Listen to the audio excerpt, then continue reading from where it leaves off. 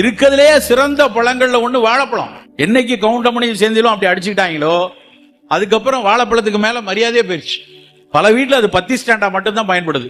சாமி கும்பிடும்போது வச்சு 2 பத்தியை வச்சுட்டு அப்புறம் அதை அழுகிட்டு இருக்கும். யாராவது ஒருத்தவங்க வீட்டுக்கு போய் பார்க்க போகும்போது ஒரு நல்ல ஒரு சீப்பு வாழைப்பழம் வாங்கிட்டு போங்களேன். வந்துட்டாங்க வாழைப்பழத்தோட வேற வழியே இல்லையா அப்படிப்பான்.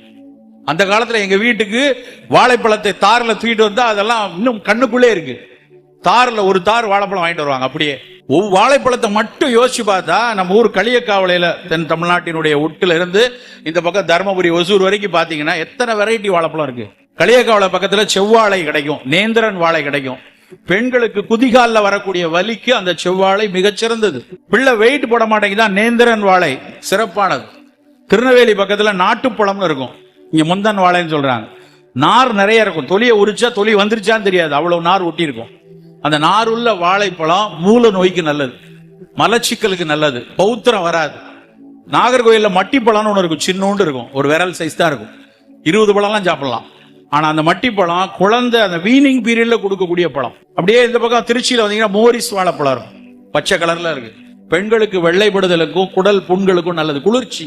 ஏலக்கி தர்மபுரி பக்கத்துல இருக்குது, நல்ல சுவையா இருக்கக்கூடிய பழம், அதுவும் எடையை கூட்டுவதற்கு உதவியா இருக்கு.